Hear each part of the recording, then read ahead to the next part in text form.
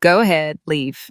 Those were the words that left my mouth when my daughter-in-law, Chelsea, challenged me one last time. She told me, right in front of my own son, that I wouldn't survive a week without them, that I was a pathetic, useless, dependent old woman, that without her help, I'd crumble in a matter of days. She looked at me with those eyes full of contempt and waited for me to plead, to kneel, to beg her to stay. Instead, I took the keys to the mansion that I paid for, slapped them down on the marble countertop, and simply walked out. They should have seen my face in that moment. Chelsea froze. Mason, my son, opened his mouth, but no sound came out. I think they were expecting the tears, drama, desperation.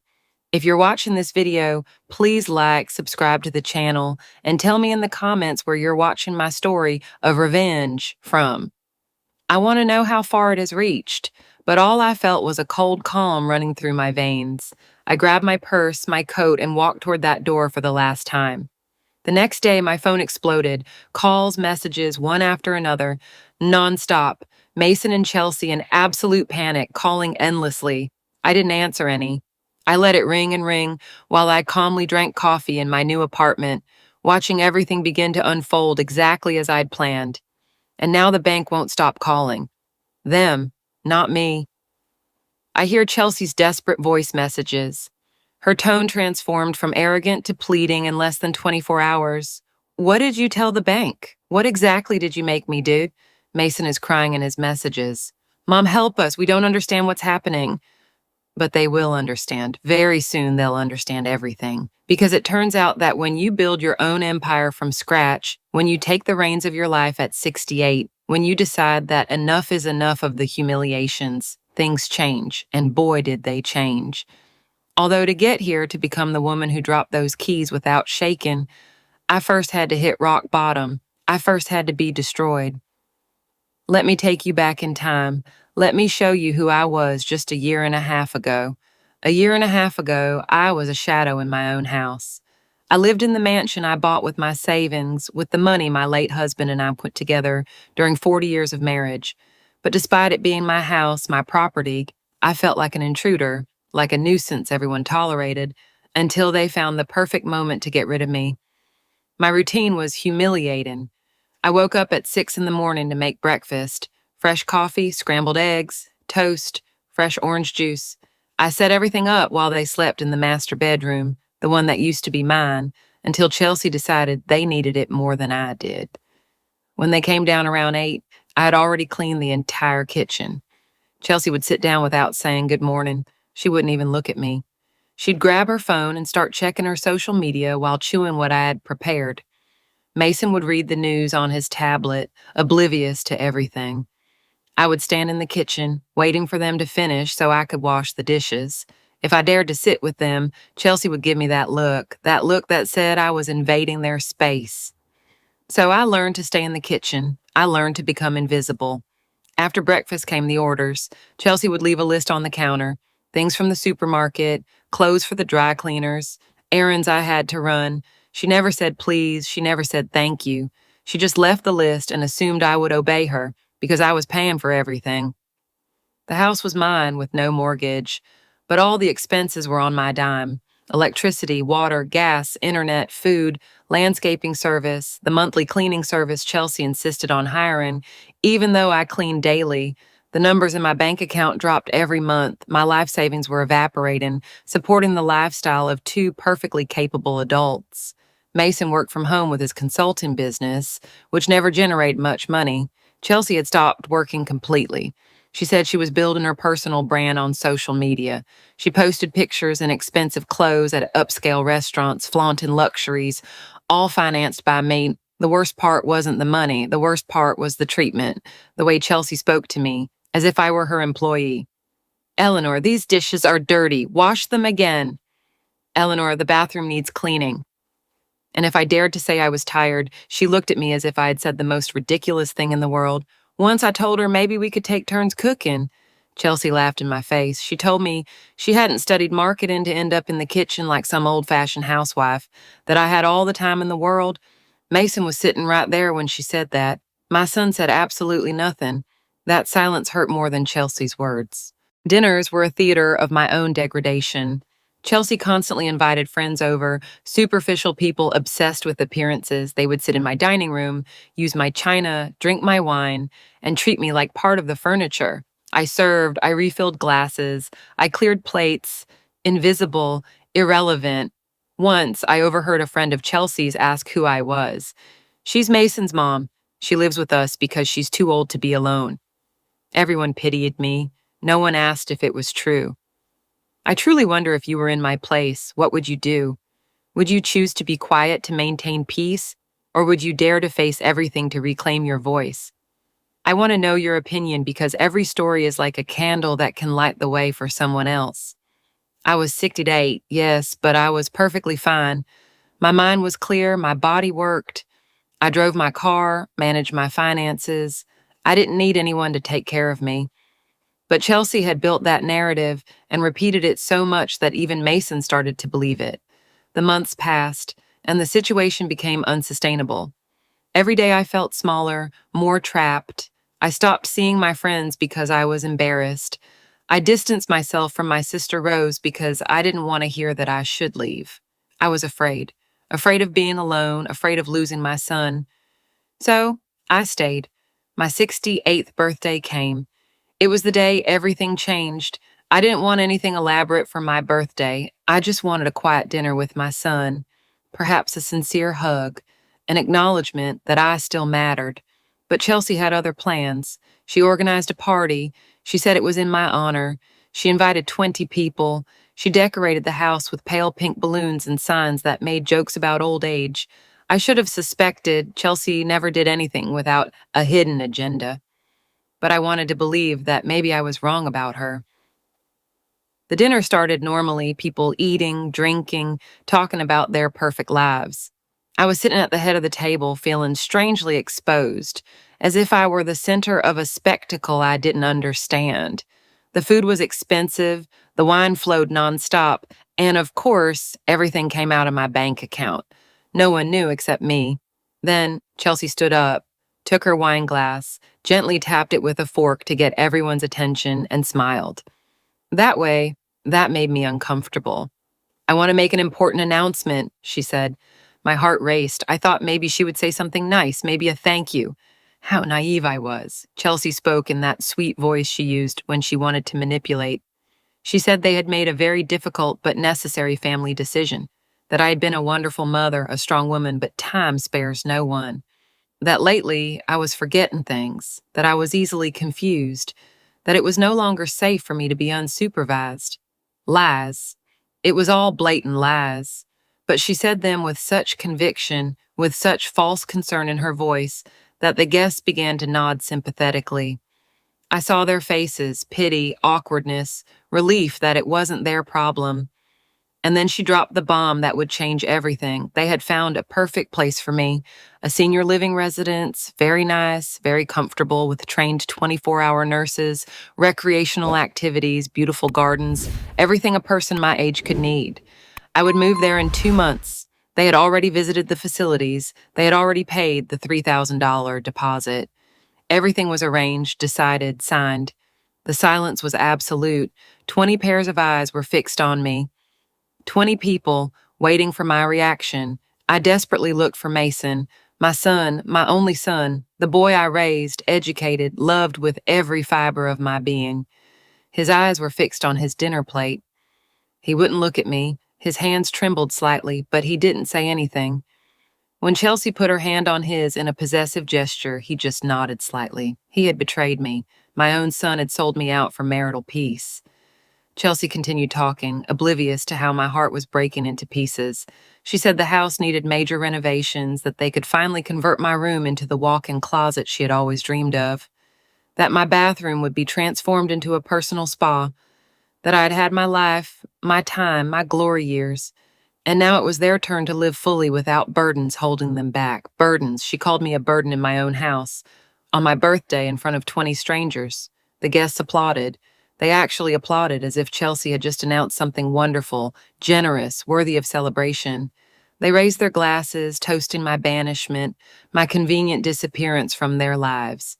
And I sat there, with a frozen smile on my face, feeling something inside me break definitively. I couldn't process what had just happened. I couldn't believe my son was allowing this.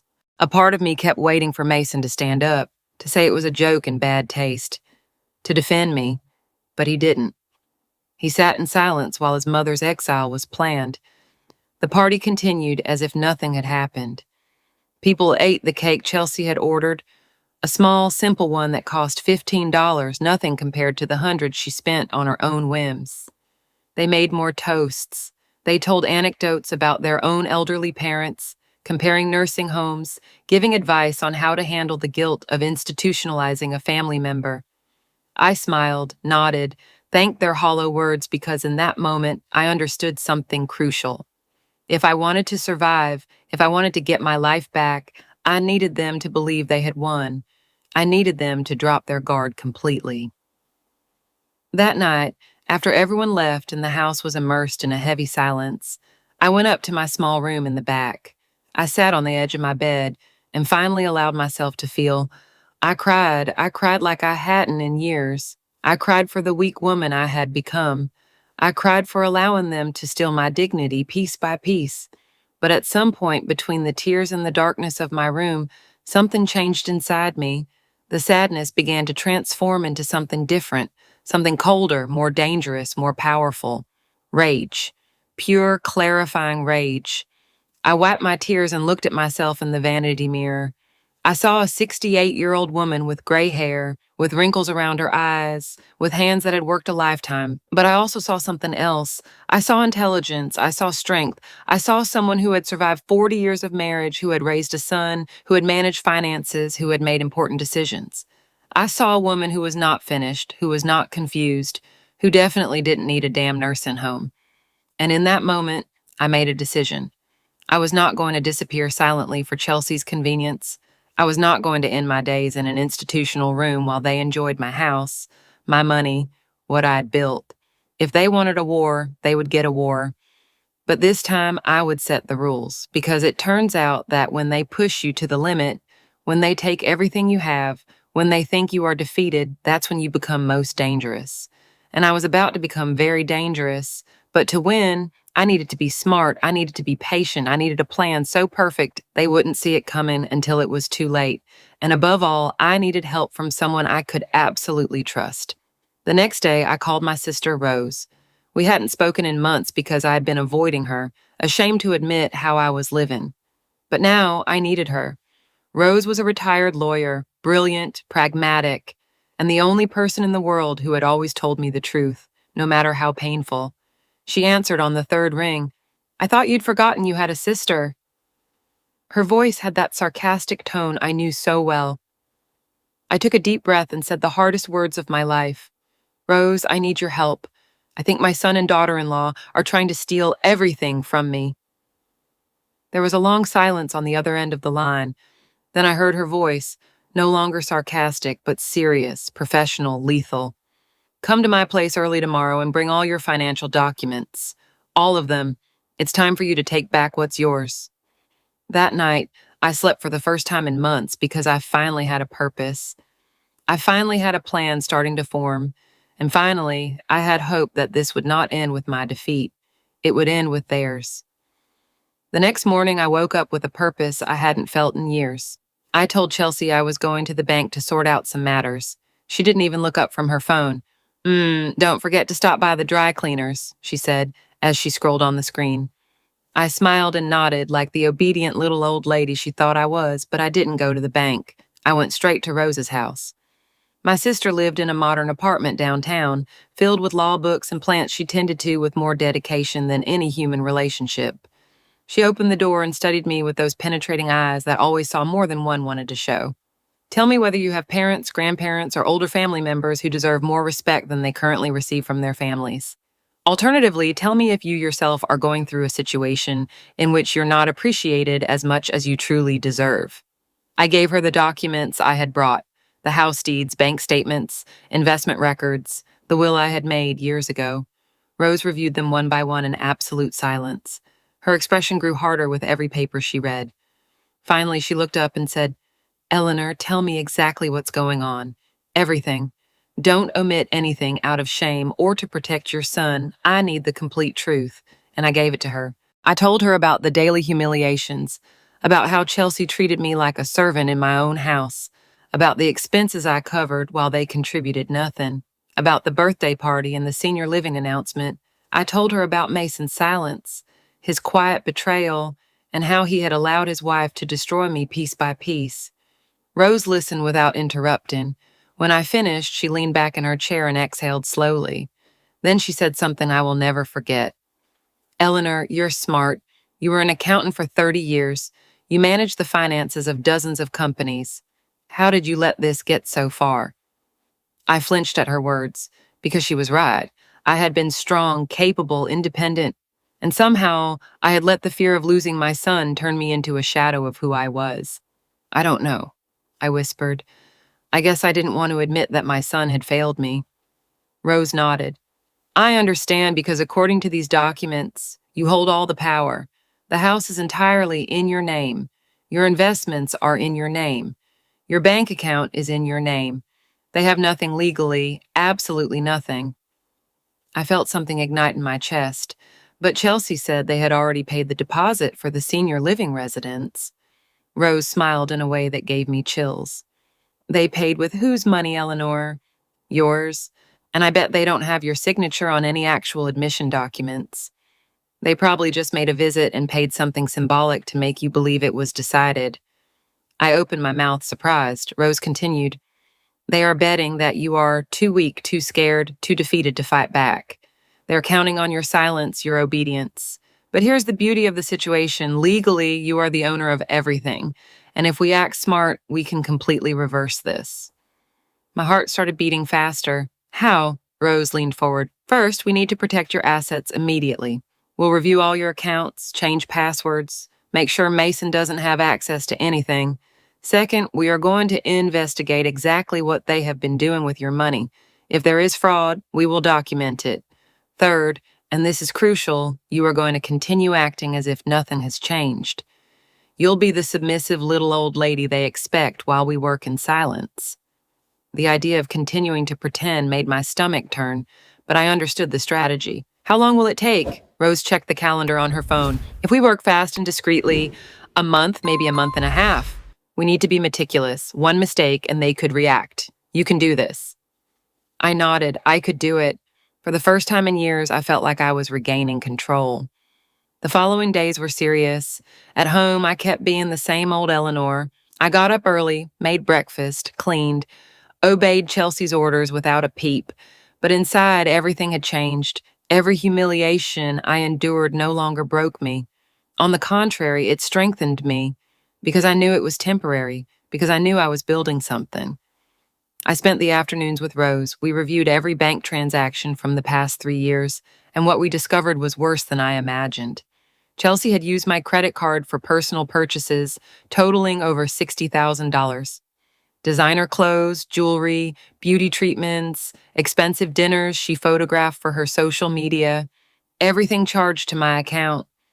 Mason wasn't much better. He had transferred money from my savings account to his on multiple occasions, always with the excuse of business emergencies that never materialized into real profits. In total, they had drained nearly $120,000 of my savings in 3 years.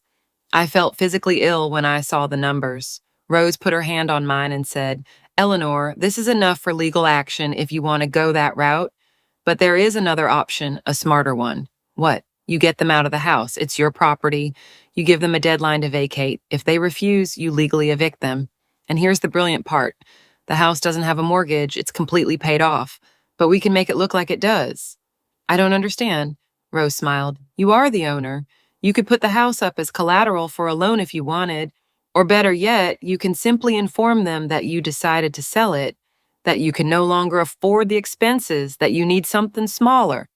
Legally, they cannot stop you, and by the time they try to find out what's really going on, it will be too late. It was brilliant. It was cruel. It was perfect. But there was a problem. Mason is my son. Despite everything, he is still my son. I can't just destroy him. Rose looked at me seriously. You're not destroying him. You're teaching him a lesson he should have learned years ago. that actions have consequences, that he cannot allow his wife to abuse his mother, that being an adult means taking responsibility. Eleanor, your mother's love blinded him. Now your mother's strength must wake him up. She was right. I knew it deep down. This wasn't just about getting my house or my money back. It was about regaining my dignity and perhaps, just perhaps, about saving my son from the manipulative woman who had turned him into her puppet. We spent the next few weeks meticulously preparing everything. Rose contacted a friend of hers, Jean, who worked as a manager at the bank where I had my main accounts. We explained the situation. Jean was sympathetic and professional. He changed all my passwords and removed Mason as an authorized contact, which I had added years ago, and froze my credit line so they couldn't make any more charges. We also spoke with a real estate agent. I explained that I wanted to appraise the property. The agent did a complete appraisal. The house was now worth $480,000. That information would be useful later. Meanwhile, at home, Chelsea was becoming increasingly unbearable. She had started planning the renovations as if the house were already hers. She brought in interior designers, showed them my room, discussed paint colors and types of wood for the closets, all in front of me as if I were invisible. One afternoon, I overheard her talking on the phone with a friend, and yes, we'll finally be rid of her in 6 weeks, and we already paid for the senior living residence. It's perfect. It has 4 walls and a bed. She doesn't need more at her age. And the best part is we can do whatever we want with the house without her complaining all the time. I clenched my fists but maintained my composure. I kept cooking dinner as if I hadn't heard anything because I knew something she didn't know. In exactly 2 weeks, I would be leaving that house, but not to a nursing home, to my freedom, and they would be left with nothing. The week before my departure was the hardest, not because of fear, but because of the act I had to maintain. Chelsea intensified her cruelty, as if she sensed that her time of power was coming to an end, though she had no idea how true that was. One Tuesday afternoon, she arrived with 3 friends. They entered the house laughing scandalously, loaded with bags from exclusive stores. I was in the kitchen preparing cookies. Chelsea didn't even greet me.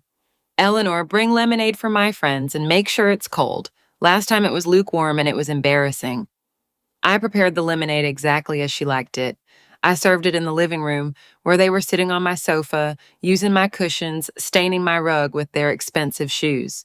One of the friends, a woman named Cynthia with too much makeup and a shrill voice, looked me up and down. Is she the one you told us about, Chelsea? The one going to the senior living residence? Chelsea smiled. Yes, poor Eleanor. She can't take care of herself anymore. She forgot to turn off the stove. She almost set the house on fire. We had to make the difficult decision.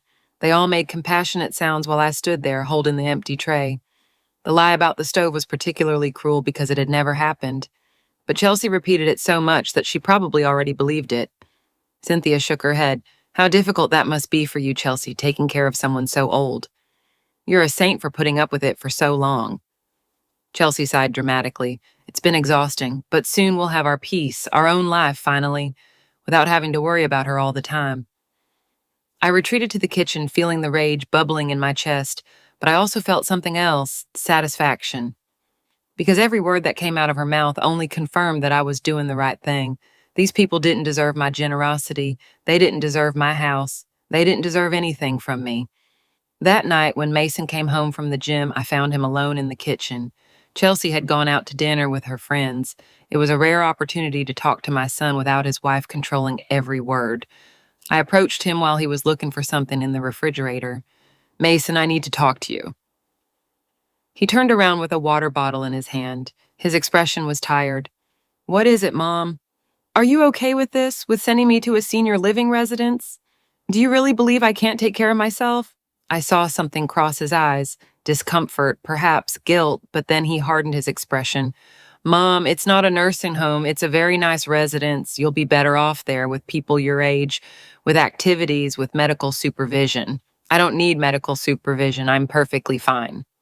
Mason sighed as if I were a difficult child. Mom, Chelsea says you forget things, that you get confused, that the other day you almost caused a fire. That never happened to Mason. That's a lie, and you know it. He looked away. I don't know, Mom. Chelsea has no reason to lie, and frankly, living together has become complicated. We need our space. We are a young family. We need privacy. Young family. Mason was 42, but I suppose compared to me, he felt young. Okay, I said softly. I understand. I just wanted to know if it was really your decision or if you were just following your wife's orders. I made this decision for everyone's good. Of course, son, of course. I withdrew before you could see the tears forming in my eyes. They weren't tears of sadness, they were of rage and disappointment. My son had become a stranger, a man who allowed his wife to abuse his mother and justified it as an adult decision. Rose was right. This wasn't just necessary, it was an act of tough love. Because if I didn't wake him up now, Mason would remain a puppet all his life. 3 days before the date I had marked on my calendar, I found a small but comfortable apartment in a quiet building, 20 minutes away. 2 bedrooms, a modern kitchen, a balcony overlooking a park. I'd rented it for 6 months while I decided my next steps. I'd also moved most of my important belongings on secret trips during the afternoons when Chelsea was busy with her friends. Rose reviewed the list one last time. All your accounts are protected. Mason and Chelsea have no access to anything. The eviction documents are ready. Jean at the bank has clear instructions to contact them exactly 24 hours after you leave. The letter you will leave is clear and legally solid. You are ready. I am ready, I repeated. And I was, after weeks of planning, of acting, of enduring humiliations, knowing that each one brought me closer to this moment, it had finally arrived. The chosen day was a Friday. Chelsea had plans to spend the weekend at a spa with her friends, something, of course, I was unknowingly financing until recently. Mason would be at home, working in his office, as always. I got up early that morning. I made breakfast for the last time, coffee, eggs, toast. I left everything perfectly arranged on the table. Chelsea came down around 8, suitcase in hand, dressed in expensive lavender athletic wear, barely glancing at me. I'll be out until Sunday. Make sure to clean my bathroom while I'm gone. It's disgusting after my hair treatment yesterday. Of course, I said with the submissive voice she expected. Chelsea left without saying goodbye. Mason was still asleep. The house fell silent. It was the perfect moment. I went up to my room and took out the letter I'd written and rewritten dozens of times with Rose's help. It was simple, direct, legally impeccable. I placed it in a white envelope along with the house keys, the keys Chelsea and Mason used, but which I had never technically given them officially. Another important legal detail. I walked down the stairs for the last time as a resident of that house. Every step felt significant. I passed through the living room where I'd served lemonade to Chelsea's cruel friends, through the dining room where they announced my banishment, and through the kitchen where I had cooked 1,000 meals no one thanked me for. I placed the envelope in the center of the marble table in the foyer. The keys made a metallic sound as they hit the surface. I took out my phone and snapped a picture, evidence that I had left everything clearly. Then I took my purse and my coat, and I opened the front door. The morning sun hit my face. I took a deep breath. Fresh air, air of freedom. I looked back one last time at the mansion I had bought with so much pride, that I had filled with love, that had become my prison. I no longer felt detachment, only relief. I closed the door softly behind me and walked toward the car waiting for me. Rose was at the wheel, smiling. Ready for your new life? Ready, I said, and I was, more than ever. As we drove away, I watched the mansion get smaller in the rearview mirror. Within 24 hours, Mason and Chelsea would receive the call from the bank. Within 24 hours, their panic would begin. Within 24 hours, they would understand that the confused little old lady they despised so much had just changed all the rules of the game, and I would be watching from a distance, finally in control of my own story. The new apartment smelled of fresh paint and possibilities. It was small compared to the mansion, but it was mine, completely mine. No one would give me orders here. No one would make me feel invisible. Rose helped me unpack the last boxes while I set up my own kitchen, using my own mugs without having to ask anyone for permission. Now, the interesting part begins, Rose said, looking at her watch. It's 10 in the morning. Jean will call Mason tomorrow at this exact time, 24 hours exactly since you left the house.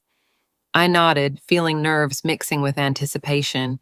I had turned off my phone. I didn't want to hear the first panic calls. I wanted them to feel the desperation of not being able to contact me, just as I had felt the desperation of not having a voice in my own home for years. I spent the rest of the day organizing my new space. I placed photos of my late husband in the living room. I arranged my books on the shelf. I prepared my favorite dinner, something I hadn't been able to eat in months because Chelsea didn't like the smell. The house filled with aromas that reminded me of who I was before I became a shadow.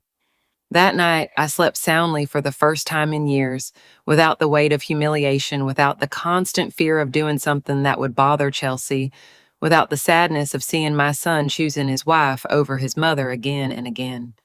Only peace. The next morning, I woke up early. I made coffee and sat on the balcony, watching the sunrise over the park. Rose arrived at 9 with pastries and a knowing smile, ready for the show. I turned on my phone at 9:30. Immediately, it started vibrating nonstop. Notification after notification, missed calls, text messages, voicemails. All from Mason and Chelsea. They had found the letter. I opened the messages. The first ones were of confusion. Mason, Mom, what does this letter mean? Call me. Chelsea, Eleanor, where are you? This doesn't make sense. Come home right now. Then came those of disbelief. Mason, Mom, this has to be a joke. You can't kick us out of the house. We live here. Chelsea, who put these ideas in your head? This is ridiculous. You are a confused old woman. And finally, those of anger. Mason, answer the phone now. We need to resolve this. You can't do this. Chelsea, how dare you? After everything we've done for you, you ungrateful, selfish old woman. I didn't answer any. Rose smiled. Perfect. Let him simmer in his own desperation. In 20 minutes, Gene will make his call, and everything will go up a level. At exactly 10 o'clock, my phone rang with an unknown number. I let it go to voicemail.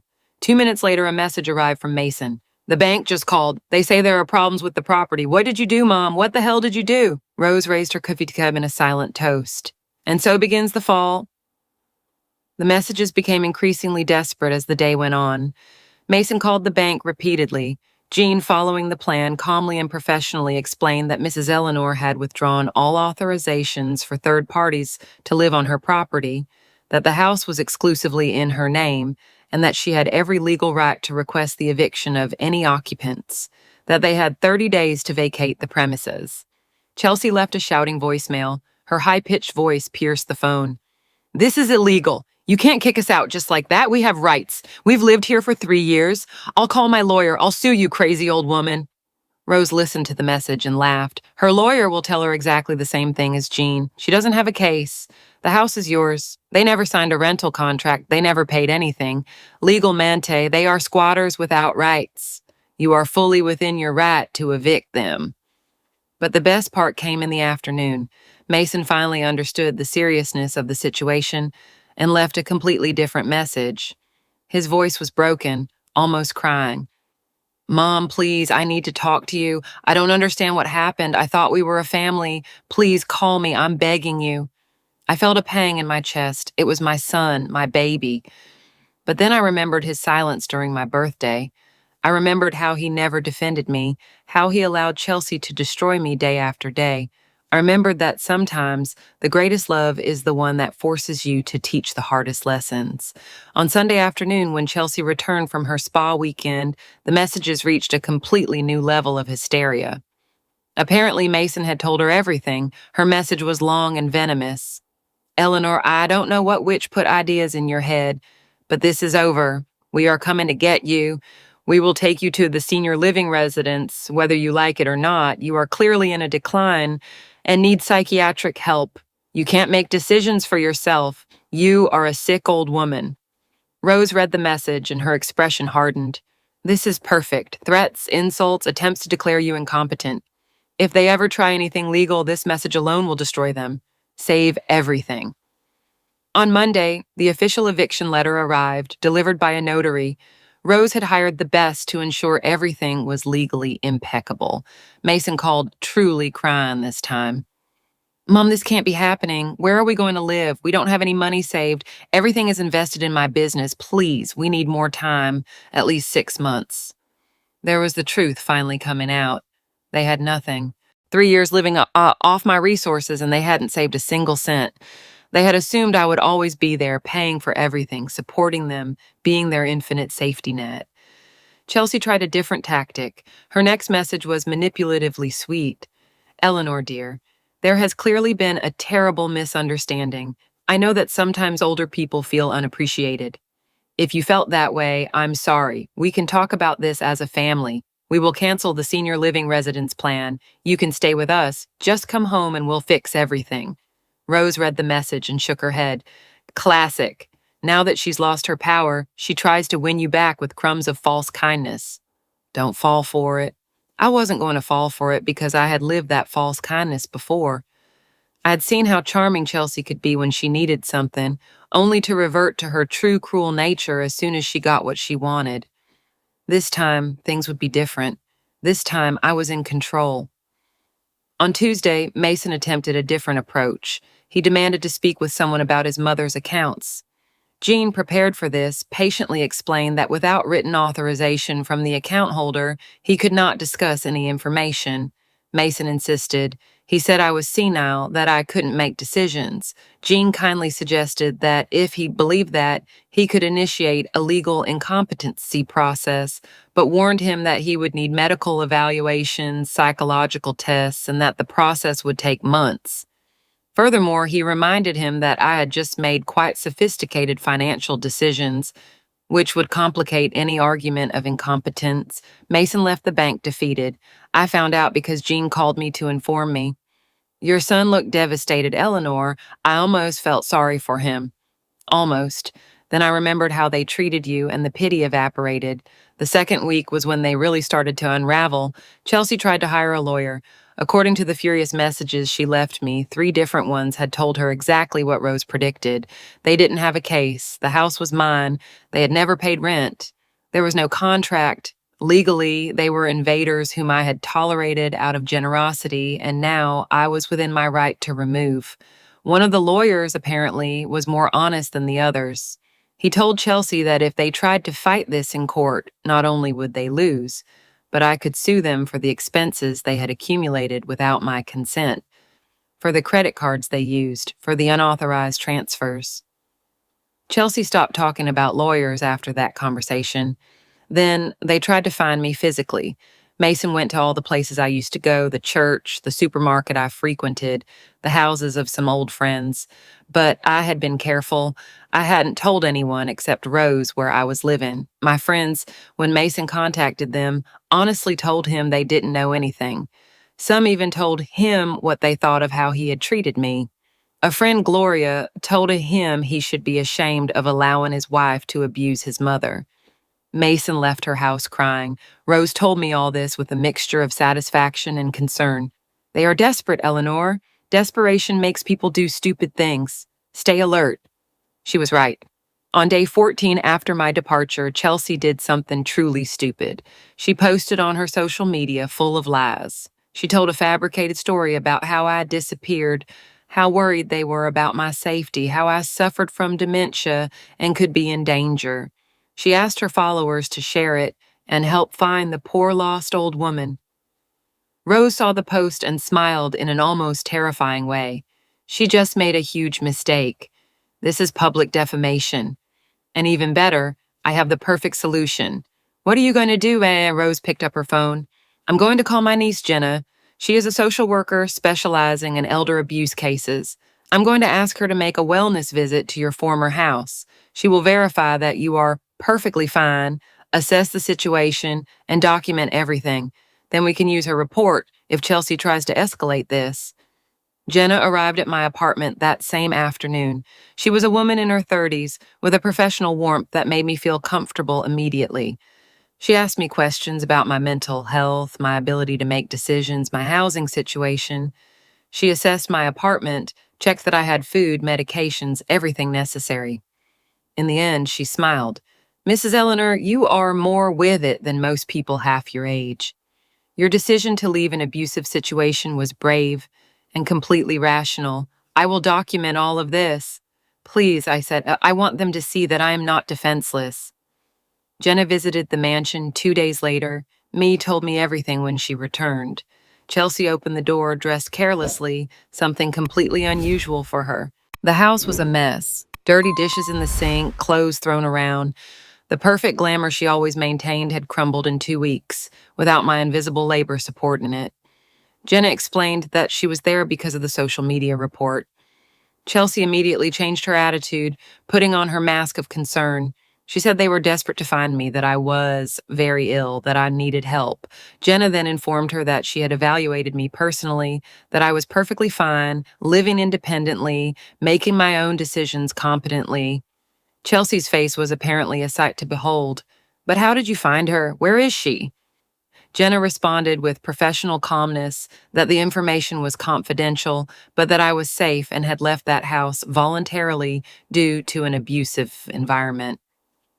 Chelsea denied everything. She said I was lying, that I was ungrateful, that they had taken care of me. Jenna then showed her the laws regarding elder financial abuse. She explained that using an older person's credit cards without permission, emotionally manipulating them, all of that constituted abuse, and she had documented everything. Chelsea paled. She tried to backtrack to say it had been a misunderstanding, but Jenna already had everything she needed. Mason appeared during the conversation. He looked terrible, had lost weight, had deep dark circles under his eyes, his clothes were wrinkled. When he heard that Jenna had seen me, he started to cry. Please tell her I'm sorry. Tell her I need to talk to her. Tell her I love her. Jenna repeated his exact words to me that night. I saw tears in my own eyes. But Rose put her hand on my shoulder. Eleanor, love is not enough. He allowed this to happen. He chose his comfort over your dignity again and again. Tears are cheap now. What matters is if he learns something from this. She was right, as always. The third week brought an attempt at negotiation. Mason finally got Rose's number through some means. He called her, begging her to intercede. Rose agreed to a meeting, but without me present. They met at a cafe shop. Mason arrived desperate, as Rose told me afterward. He pleaded with her to convince me to give them more time. He explained that they had no savings, that the consulting business barely generated $3,000 a month, that Chelsea wasn't working, that they didn't know where they would live. Rose listened to everything without expression. Then she asked him directly, "Why did you never defend your mother?" Mason broke down. He said he was afraid Chelsea would leave him, that she constantly threatened him with divorce if he didn't support her in everything, that it had become easier to maintain the peace than to face the conflict, that he was a coward, and he knew it. Rose told him something that made me cry when she repeated it. She told him, "Your mother gave you life. She raised you alone after your father died. She worked 2 jobs to pay for your college, and you repaid her by allowing your wife to turn her into a servant. It is not your wife who destroyed you, Mason. It was you who chose cowardice over honor." Mason left that coffee shop devastated, but he needed to hear that truth. He needed to face what he had done. The last few days before the eviction deadline were chaotic according to the updates I received. Chelsea tried to sell furniture from the house to get money. Rose immediately sent a legal letter stating that those furnishings were my property and that any sale would constitute theft. Chelsea stopped. Mason looked for apartments, but everything was out of their budget. They couldn't qualify for any decent place without stable income and without a rental history. The places they could afford were in areas Chelsea considered unacceptable. I could imagine the fights between them. The castle of lies they had built was collapsing, and each one blamed the other. On day 28, 2 days before the final eviction, my phone rang with an unknown number. Something told me to answer. It was Mason. His voice was barely a whisper. "Mom, it's me. Please, don't hang up." My heart pounded. "What do you want, Mason? I just want you to know that you are right. About everything. I was a coward, a bad son. I let Chelsea treat you horribly and I did nothing. I convinced myself I was keeping the peace, but in reality I was just being selfish. And now I have lost everything. You, my dignity, my self-respect." There was a long silence. Then he added something that broke me. "But what hurts most is not losing the house, Mom. It's realizing that I lost my mother long before this, and it was my fault." Mason's words hung in the air. Part of me wanted to give in, forgive, forget everything, and tell him to come home. But another part, the part that had been humiliated and shattered for 3 years, knew that giving in now would be betraying myself. It would be teaching him that apologies without consequences are enough, and they are not. "Mason," I said with a firm, but not cruel voice, "I'm glad you finally see it, but words are easy when you've already lost everything. Where were those words when Chelsea called me a nuisance? Where was your courage when they announced they were sending me to a senior living residence on my own birthday? Where were you when I needed you?" I heard his shaky breath on the other end. "I know, Mom. I have no excuse. I have no defense. I just want you to know that I'm sorry. I would give anything to go back in time." "Time doesn't go back, Mason, and decisions have consequences. You chose, now you live with that choice." There was a long silence. Then he asked in a small voice, "Is there anything I can do? Anything to show you that I've changed, that I've learned?" "Yes," I replied. "You can start by being a real man, not your wife's puppet. Get a real job, support yourself, learn what it means to stand on your own 2 feet, like I had to do when your father died. And when you've done that, when you can sustain your own life without depending on anyone, maybe we can talk." Mason sobbed openly. "I will, Mom. I promise you I will." Rose, who had heard the entire conversation, nodded approvingly. "You did the right thing. That man needs to rebuild himself from scratch, and you can't do it for him." "I know," I whispered, "but it still hurts." "Real love hurts," Rose said. "Superficial love is easy, comfortable, compliant. True love forces you to do the hard thing because it's the right thing. You love him enough to let him fall. That is courage." Day 30 arrived with crystal clarity. It was the last day of the eviction deadline. Rose and I went to the mansion, accompanied by the notary and an officer. The procedure was standard for evictions, but I wanted witnesses to everything. When we arrived, there was a moving truck outside. Mason and 2 men he had apparently hired were loading boxes. Chelsea was at the entrance with her arms crossed, her face a mask of contained fury. When she saw me getting out of the car, her expression turned to pure hatred. "The witch has arrived," she spat. "Happy now? You completely destroyed us." "I didn't destroy you, Chelsea. I exposed you. There's a difference." Mason walked out of the house at that moment carrying a box. When he saw me, he almost dropped it. "Mom," he whispered. His gaze went from me to Rose to the police officer, processing the reality. "This is real. She's really kicking us out." "The deadline is today," I said calmly. "I hope everything is ready." The officer approached. "Ma'am, I'm Officer Aurelio. I'm here to ensure the eviction proceeds in an orderly manner. Ma'am, you have until 6 o'clock this evening to completely vacate the premises." Chelsea exploded. "This is elder abuse. She's senile. She can't make these decisions. You should arrest her, not help her." The officer looked at her with a neutral expression. "Ma'am, I have full documentation indicating that the property owner is of sound mind and has every legal right to reclaim her property. If you interfere with this process, I will have to arrest you for obstruction. I suggest you continue with the move." Chelsea opened her mouth to reply, but Mason stopped her. "Chelsea, enough. Let's just finish this." She looked at my son with disbelief. "How can you be so calm? It's your mother who's throwing us out into the street." Mason looked at her with an expression I hadn't seen before, firmness. "She is my mother whom we turned into a servant in her own house. She has every right." I saw something break in Chelsea's eyes at that moment, the realization that she had lost. Not only had she lost control over Mason, but also, "You're not the same anymore," she said in a venomous voice. "You became weak." Mason shook his head. "No, Chelsea, I finally stopped being weak." The next few hours were tense but orderly. We entered the house and I did a walkthrough with the notary, documenting the state of everything. There was minor damage, stains on the carpets, a scratched piece of furniture, and peeling paint on a wall. Nothing terrible, but enough to notice the lack of care. The notary documented every detail. I found my room, the small one in the back where I'd been relegated. It was already empty, the walls bare, the closet open, every trace of me erased. But, curiously, I didn't feel sadness. I felt liberation. That room had been my cell. It would never be again. We checked the master bedroom, the one that had been mine and that Chelsea claimed. It was in total disarray, clothes everywhere, makeup spilled on the vanity, the bed unmade. The contrast with the perfect order I maintained was startling. Without my invisible labor, their perfect world had crumbled. By 5 o'clock, almost everything was out. Mason worked in silence, sweaty and exhausted. Chelsea had locked herself in the car, refusing to help. Typical. When things got tough, she disappeared. Mason finally took out the last box. He stood at the entrance, looking inside one last time.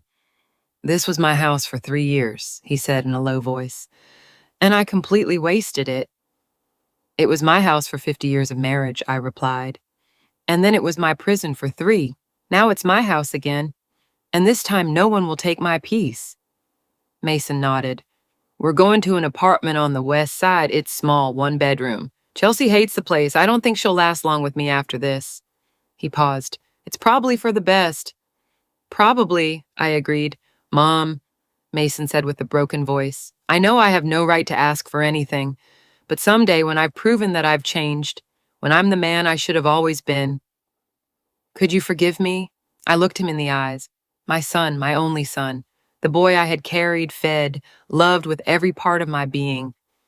"Mason, forgiveness is not something that is asked for. It's something that is earned. Show me with actions that you understood the lesson.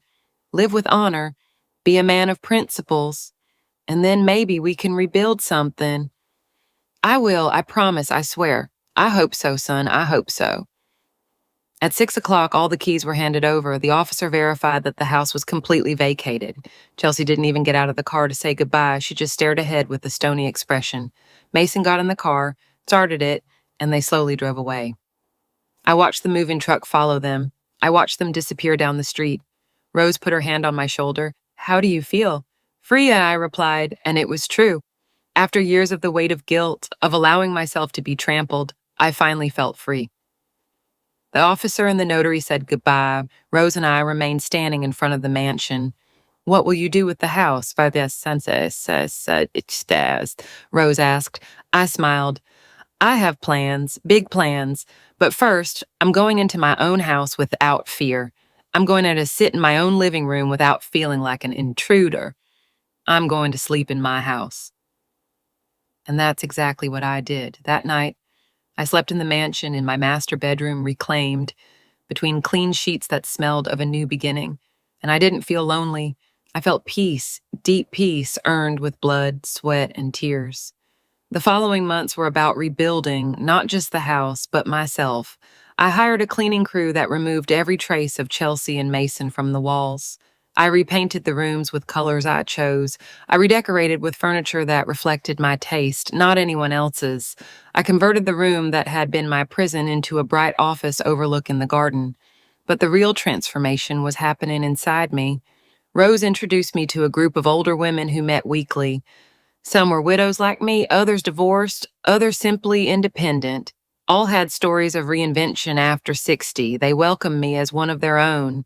Without judgment, without pity, only understanding. One of them, a woman named Gloria, 72, became my unexpected mentor. She had left a marriage at 65 and now managed 3 rental properties. "Eleanor," she told me one day, drinking coffee in my new living room, "you have a mansion in a prime location. You are sitting on a gold mine and you don't even know it." "What do you mean?" "This house is too big for you alone. You could live comfortably in an apartment and turn this property into a business.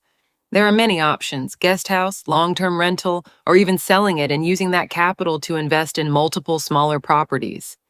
You have resources that most people only dream of having. Use them." Her words planted a seed. I spent weeks considering the options. Finally, I decided on something that filled me with excitement for the first time in years. I would convert the mansion into a guest house for older women who were in transition. Women leaving difficult situations, women who needed a safe place while rebuilding their lives. Women like I had been. Rose helped me with all the necessary permits and licenses. Gloria advised me on pricing and administration. In 6 months, the Eleanor House opened its doors. It had 4 rooms available for rent, each with a private bathroom fully furnished. The common areas included the kitchen, the living room, and the garden, which was now beautifully maintained. The first tenant was Raina, a 63-year-old woman leaving a devastating divorce after 40 years of marriage. She arrived with 2 suitcases and an expression of total defeat. 3 months later, she was working part-time at a bookstore, had lost the 20 pounds she carried from stress, and smiled genuinely. Seeing her transformation was more rewarding than any amount of money. Then came Chris Diddy, whose adult children had been financially exploiting her. Next was Donna, who had cared for her sick husband for 10 years and needed time to find herself again. Each woman brought her story of pain, and each one found healing in that safe space I had created. I lived in the small apartment I had initially rented. It was perfect for me.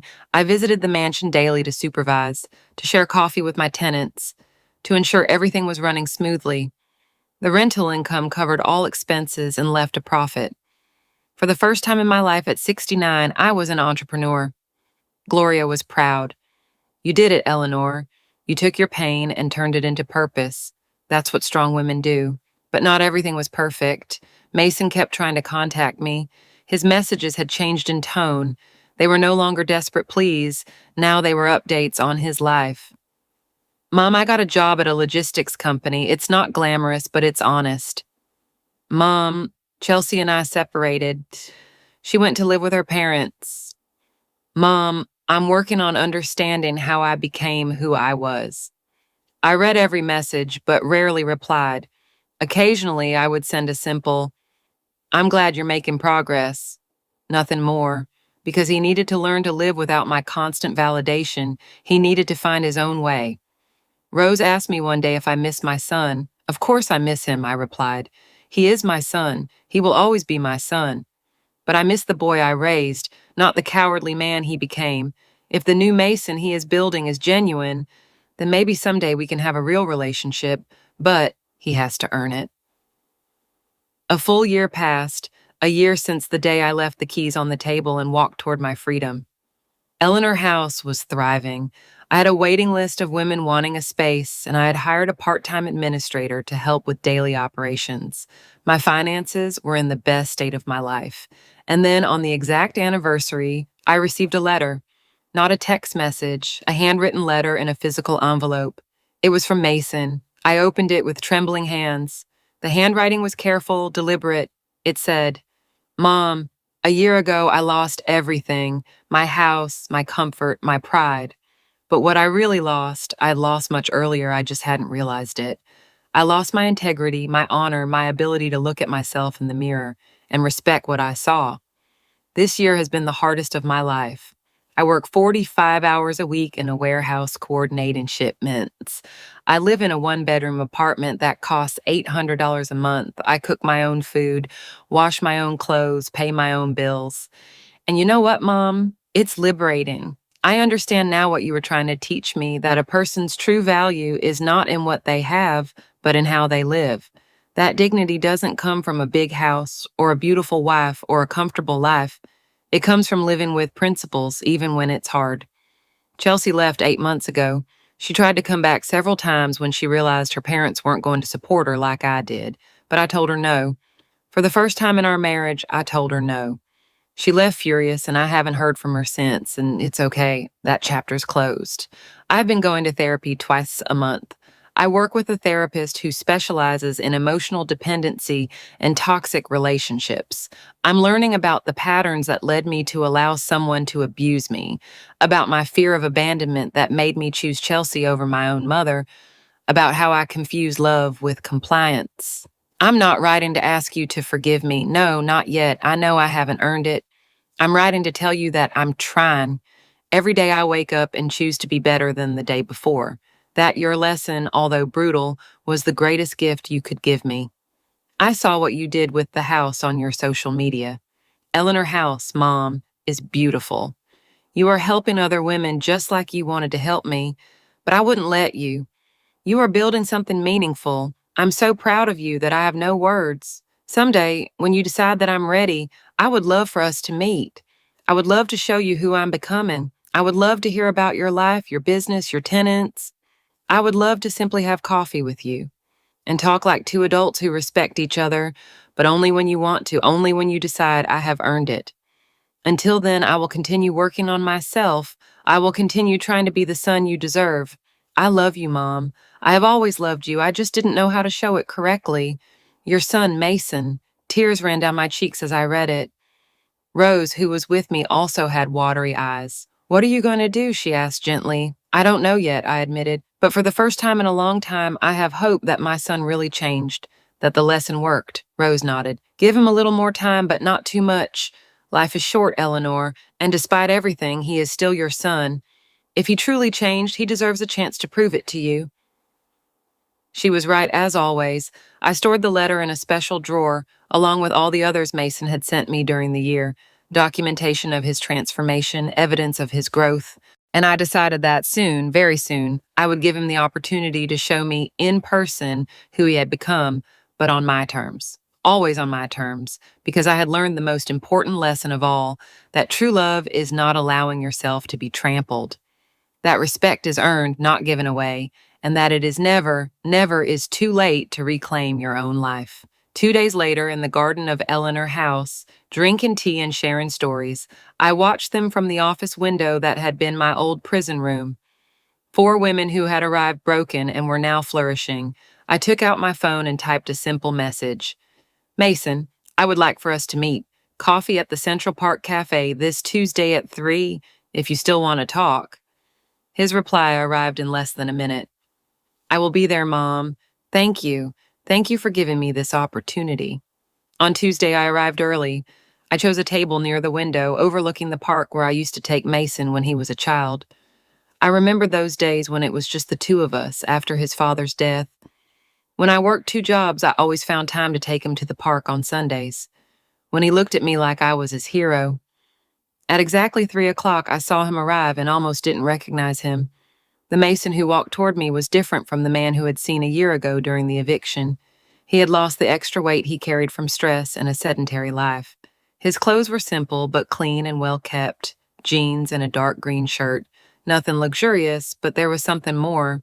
He walked differently, with his back straight, his head held high, with the dignity of a man who had earned his own respect. When our eyes met, I saw immediate tears in his. He approached slowly, as if afraid I would disappear if he moved very fast. "Ma," Mason whispered, "sit down." He sat across from me with trembling hands. A waitress approached and we both ordered coffee. The silence between us was heavy, but not awkward. It was the silence of 2 people who had a lot to say and didn't know where to start. Finally, Mason spoke. "You look incredible, Mom. Younger, happier, more you." "I feel more myself than I have in years," I admitted. "Building Eleanor House gave me a purpose I didn't know I needed. Helping other women helped me heal myself." Mason nodded. "I've followed everything on social media. The stories you post of your tenants, what you're building, Mom, it's extraordinary. You took the worst thing that happened to you and turned it into something beautiful that helps people, that is." He searched for the words. "That is heroic." "I'm not a hero, Mason. I'm just a woman who decided she deserved better, that she deserved respect, that she deserved to live in peace in her own house." "And I took all that away from you," he said with a broken voice. "Mom, I've rehearsed this moment 1,000 times in my head. I've thought about everything I wanted to say to you. But now that you're here in front of me, the words seem so inadequate. How do I apologize for 3 years of allowing you to be treated like a servant? How do I compensate for every time I stayed silent when Chelsea humiliated you? How do I get back the time we lost?" "You can't," I replied with honesty. "The lost time is gone forever. The humiliations happened. We can't change the past. We can only decide who we want to be in the future. I know, and that's why I've spent this year working on myself, not to get you back, although I want it desperately, but because I needed to become someone who could look in the mirror without feeling ashamed. Tell me about your life now." I asked. "Tell me who you are again." Mason took a deep breath. "I work as a logistics coordinator at a distribution company. I earn $2,400 a month. It's not much, but it's honest. I get up at 6, work until 3, and on weekends I do freelance consulting work, but now charging fair rates and delivering real work, not the empty promises I sold before. I live in a 1-bedroom apartment. I cook my own food. I've learned that I'm quite good at making pasta. I do my laundry at the building's laundromat every Sunday. I pay my bills. I have a $3,000 emergency fund that I've saved little by little. It's the first time in my adult life that I have real savings. And the therapy, you mentioned therapy in your letter. Yes, I go every 2 weeks. My therapist, Dr. Jeremiah, has helped me understand patterns that I didn't even know I had. I looked for what I lost when Dad died in Chelsea, how I confused control with love, how my fear of conflict made me complicit in cruelty. They are not excuses, Mom. They are explanations, and understanding the why helps me make sure it never happens again. Tears were running freely down his face now. The hardest thing was accepting that I wasn't just weak. I was cruel. Silence is cruelty when someone needs you to speak up, and I stayed silent when you needed me to defend you. That is something with which I will have to live the rest of my life. I also had tears. Mason, I don't need you to live in eternal guilt. I need you to live in eternal change, that every day you choose to be the man you should have always been. Never allow anyone, woman, or man to make you complicit in cruelty again. I promise, Mom. I promise you with every fiber of my being. We drank our coffee in a more comfortable silence. There was so much to process, so much past pain, but also, for the first time, genuine hope for healing. And Chelsea? I finally asked. Mason sighed. When we lost the house, she changed. Or maybe she was always like that and I didn't want to see it. She became resentful, cruel. She constantly blamed me, said I was a failure, that my mother was a vengeful lunatic, that our life was ruined because of me. At first, I tried to fix things. I looked for jobs, cut expenses. Nothing was enough for her. The last straw was when she tried to contact you. She wanted me to take her to beg you to let us come back. She told me I should cry, kneel if necessary, manipulate you emotionally until you gave in. And something in me just broke. I said no, that we were not going to manipulate you anymore, that if we had lost everything, it was because we deserved it. She couldn't believe it. Me told me to choose. Her, humiliated, or a bitter old woman who had destroyed us. And for the first time in our marriage, I chose correctly. I told her to leave. She left that same night, since she tried to come back 3 times when she discovered that her parents weren't going to support her indefinitely, but each time I told her no. Eventually, she gave up. I heard she married an older, wealthy man 2 months ago. I guess she found her next victim. I didn't feel satisfaction hearing that, only sadness for the lost time. Mason, I didn't destroy your life. Your life with Chelsea was built on lies and exploitation. I only removed the false foundations. What you build now depends completely on you.